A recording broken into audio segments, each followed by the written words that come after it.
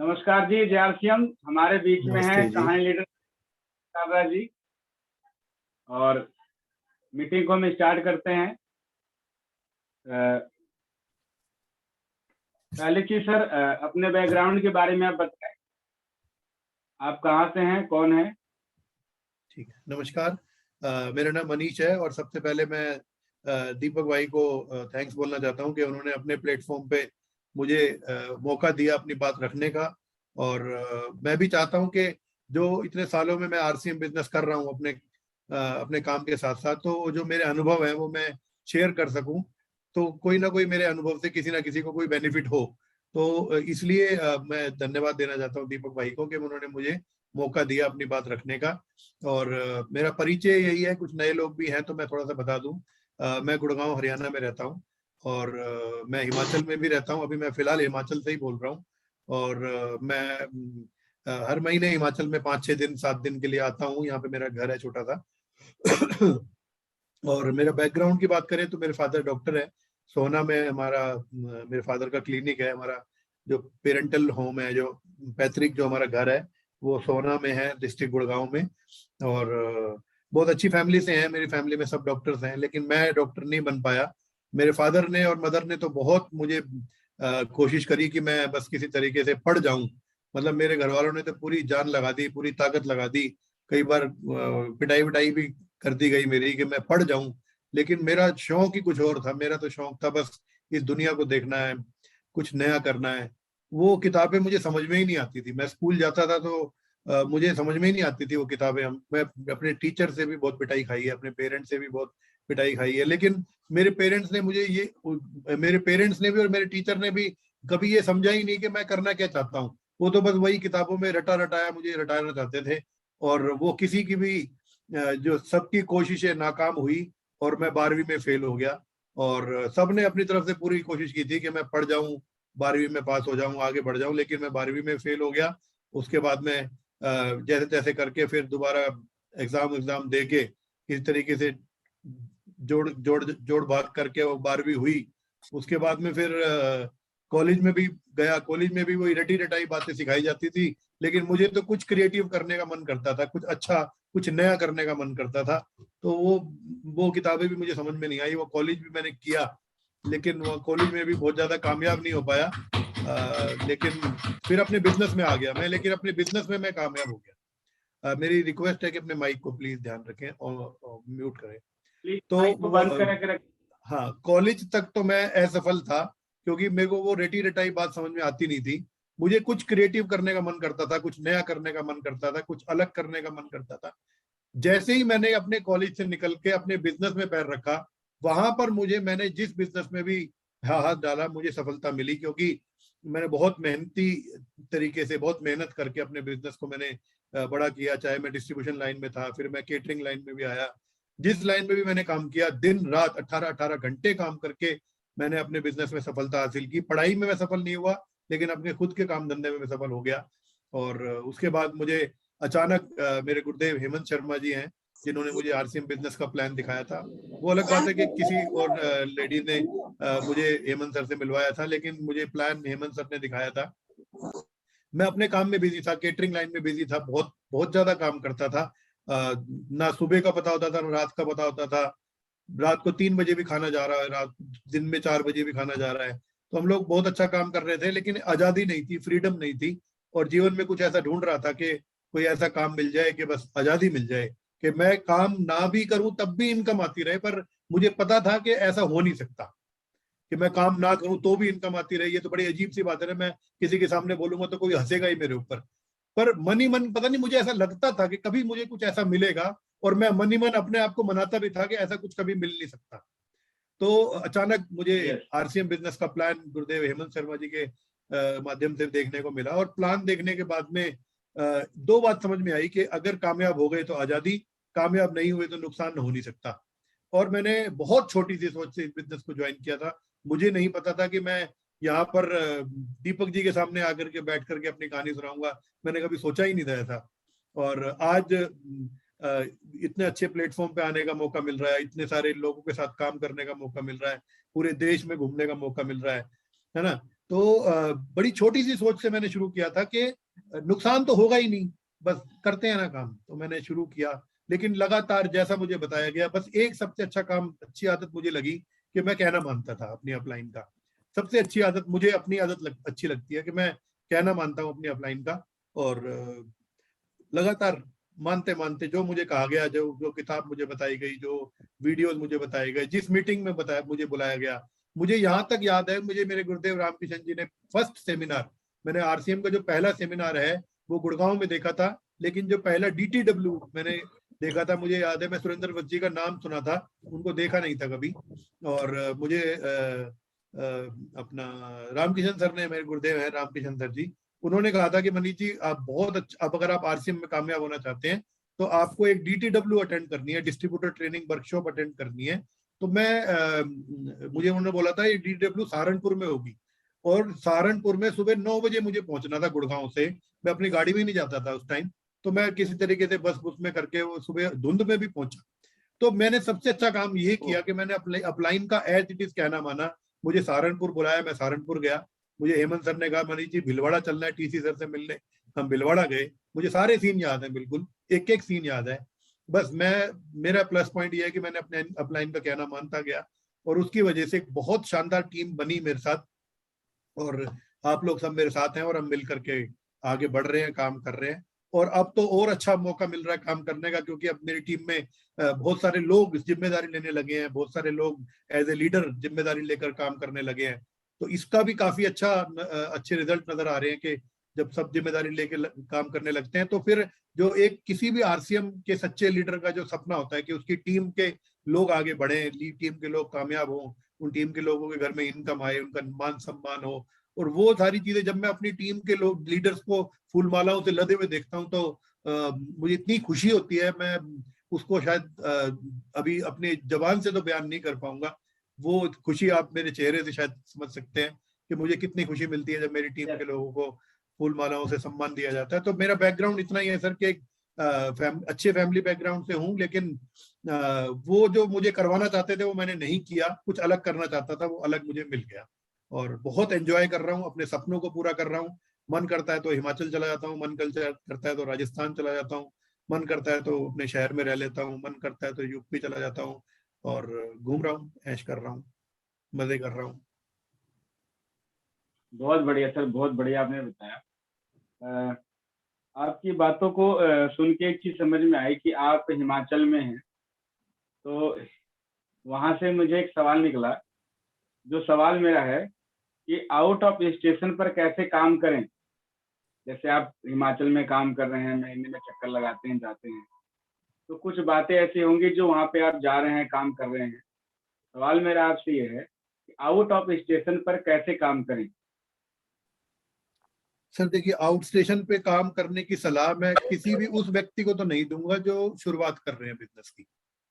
अगर कोई व्यक्ति अपने बिजनेस की अभी शुरुआत कर रहे हैं तो उन्हें अपने maximum to maximum 25-30 kilometre 40 kilometre के एरिया से बाहर जाना ही नहीं चाहिए शुरुआती दौर में।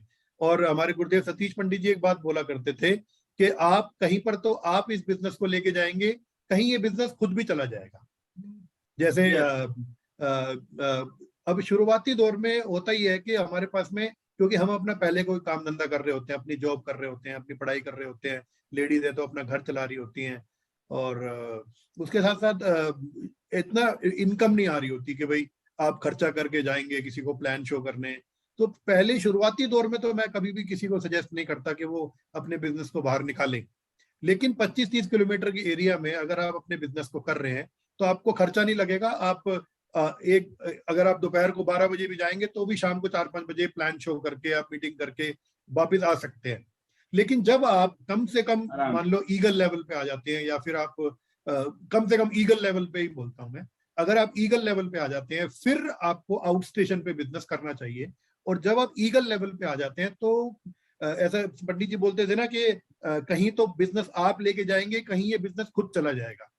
तो कहीं तो ऐसा होगा कि आपके कोई फ्रेंड सर्कल में, आपके कोई रिलेशन में होंगे, आपके कोई दोस्त होंगे, आपके कोई फैमिली फ्रेंड होंगे, वो कहीं दूसरे शहर में रहते होंगे।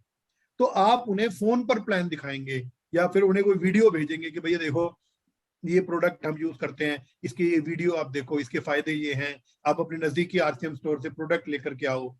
तो फिर क्या होगा, कहीं तो आप इस बिजनेस को लेके जाएंगे और कहीं ऐसा होगा ये बिजनेस खुद चला जाएगा। मतलब आपकी टीम में आपने तो अपने फ्रेंड को ज्वाइन कराया, मान लो आप दिल्ली में रहते हो तो आपने अपने फ्रेंड को ज्वाइन कराया गुड़गांव में, अब वो गुड़गांव वाले दोस्त का बंदा ही ये बंगाल में रहता है। मेरे साथ तो प्रैक्टिकल हो, हमारी टीम के एक बहुत प्यारे से लीडर है शंभू मन्ना जी, वो मुझे मिले गुड़गांव में, मैंने उनको प्लान दिखाया, मुझे मिले वो गुड़गांव में, लेकिन वो एज ए बंगाली फैमिली से बिलोंग करते हैं, बंगाल से बिलोंग करते हैं, तो उन्होंने सीधा जाके बंगाल में ज्वाइनिंग डाल दी और वो गए नहीं, फोन पे बात की अपने भाई बंद जो भी उनके उनके ब्रदर्स हैं, उनके कजन्स हैं या उनके फ्रेंड्स हैं, वहां से उन्होंने बंगाल में ज्वाइनिंग डाल दी। तो मैं बंगाल में बिजनेस लेके नहीं गया, वो बंगाल में बिजनेस, वेस्ट बंगाल में बिजनेस अपने आप चला गया।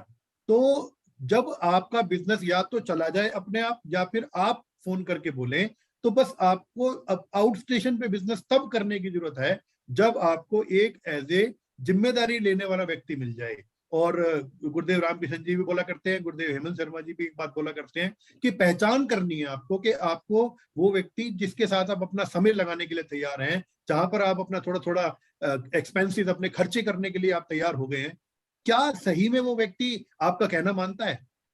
क्या सही में वो व्यक्ति संघर्ष करने को तैयार है? क्या सही में वो व्यक्ति सीखने के लिए तैयार है? क्या सही में वो व्यक्ति बदलने के लिए तैयार है? क्या सही में वो व्यक्ति कामयाब होना चाहता है या फिर वो बाहरी दिखावा कर रहा है? क्योंकि पंडित जी बोलते हैं ना कि कामयाबी जो है वो कुर्बानी मांगती है। अब आपने उनको बोला कि सर मैं ये बुक भेज रहा हूं आपके लिए, आप मुझे इतने पैसे पेटीएम कर दो, वो बोले कि सर मैं बुक क्या करूंगा, तो वो सिग्नल दे रहा है आपको, वो सिग्नल दे रहा है आपको कि भाई मैं अभी नहीं तैयार, मैं अभी सिर्फ प्रोडक्ट यूजर हूं, मैं अभी तैयार नहीं हूं बिजनेस करने के लिए, मैं नहीं हूं तैयार सीखने के लिए। तो आपको उन्हें छोड़ना नहीं है, लेकिन उन्हें सिस्टम से जोड़ते रहना है, मीटिंगों में भेजते रहना है। अगर उनके शहर में कोई सेमिनार हो रहे हैं तो आप उन्हें मीटिंग में भेज दें, इस तरीके की कोई जूम मीटिंग हो रही है, जूम मीटिंग में इनवाइट करें, कंपनी के वीडियोस भेजते रहें, कंपनी के कोई इवेंट्स होते हैं वो भेजते रहें। जिस दिन वो व्यक्ति सीखने के लिए तैयार है, छोटी मोटी इन्वेस्टमेंट करने के लिए तैयार है, बदलने के लिए तैयार है, वो इतने हाव भाव से पता चल जाता है। जैसे ही आपको लगे कि वो व्यक्ति थोड़ा सा सीरियसली अब लेने लगा है, उस टाइम पे 6 वीक पर वीक फॉर्मूले पे काम करना है, जो पंडित जी आउट ऑफ टाउन सीडी में सिखाते हैं। 6 वीक पर वीक, 6 हफ्ते तक लगातार हर हफ्ते आपको वहां जाना है और उनको कभी भी ये नहीं बोलना ये गलती मैंने 1 बार नहीं, 2 बार नहीं, 10 बार नहीं, 50 बार नहीं, 100 बार नहीं, पता नहीं सैकड़ों बार मैंने ये गलती की, मैं ये गलती मान रहा हूं अपनी, सबके बड़ी पंचायत में गलती मान रहा हूं, ये गलती मैंने की लेकिन मैं अब नहीं करता। ये गलती आप मत करना। किसी को भी ये मत बोलना कि मैं हूं ना, चिंता मत करो, मैं आऊंगा, मिलके प्लान दिखाने जाएंगे। नो, ये गलती सैकड़ों बार मैं कर चुका, आप मत करना। बस आपको तो ये करना है कि आपको उनको ये बोलना है कि जब मैं आऊंगा तो हम मिलकर प्लान दिखाएंगे, लेकिन आपको रुकना नहीं है। आप जो कुछ आपको जैसा आता है, टूटा आता है, फूटा आता है, कम आता है, ज्यादा आता है, आप तो बस प्लान दिखाते रहना, प्रोडक्ट दिखाते रहना, लगातार सीखते रहना। और अगर वो व्यक्ति खुद प्लान दिखाने लग जाएं, अगर वो व्यक्ति रोज सीखने लग जाएं, तो फिर क्या होगा, आप लगातार जब 6 हफ्ते तक लगातार जाएंगे, उन्हें सिखाएंगे, उनकी छोटी छोटी गलतियां होंगी, और गलती किसी की भी निकालनी है। अगर किसी की गलती निकालनी है, मान लो कोई व्यक्ति सामने से गलती कर रहा है, तो उसको जो उनकी गलती है वो सामने नहीं, उनके मुंह पे नहीं बताना या सबके बीच में नहीं बताना। जब वो अकेले में बैठे हों तो उन्हें बताना है कि सर आपने ये गलती की थी, क्योंकि आलोचना का नियम ये कहता है कि आलोचना अकेले में करनी चाहिए और प्रशंसा सबके बीच में करनी चाहिए। तो इस तरीके से उनकी छोटी छोटी जो भी गलतियां हैं वो उन्हें बताते जाना है। और एक दिन ऐसा आएगा 6 हफ्ते में, 10 हफ्ते में वो एक इंडिपेंडेंट लीडर बन जाएंगे। और जब वो इंडिपेंडेंट लीडर बन जाएंगे, फिर एज ए उनको फिर आप अपनी बाकी अपलाइनों से भी मिलवा दो, जो भी आपके LOS है, लाइन ऑफ स्पॉन्सरशिप है, बाकी अपलाइनों से भी मिलवा दो, बाकी सिस्टम से उन्हें अटैच कर दो और फिर उन्हें काम करने दो। फिर वॉच करते रहो, नजर रखो कि वो कहीं गलती कर रहे हैं तो उन्हें बताते रहो, ठीक कर रहे हैं तो शाबाशी देते रहो, और लगातार लगातार जब वो टारगेट सेटिंग कराते रहो, और धीरे धीरे फिर वो अपने आप ऑटोमेटिकली एक सेल्फ मेड लीडर बन जाता है। और ये बिजनेस तो सर डुप्लीकेशन का है। अगर आपने अपनी टीम के साथ 24 घंटे उन्हें ज्यादा मदद कर दी, तो वैसा ही आपकी टीम का वो लीडर भी बन जाएगा, और फिर सारी टीम एक दूसरे को इस तरीके से हो जाएगी कि ज्यादा मदद। और ज्यादा तो हर चीज खराब है, ज्यादा दूध भी खराब है, ज्यादा काजू भी खराब है, ज्यादा बादाम भी खराब है, ज्यादा मदद भी खराब है।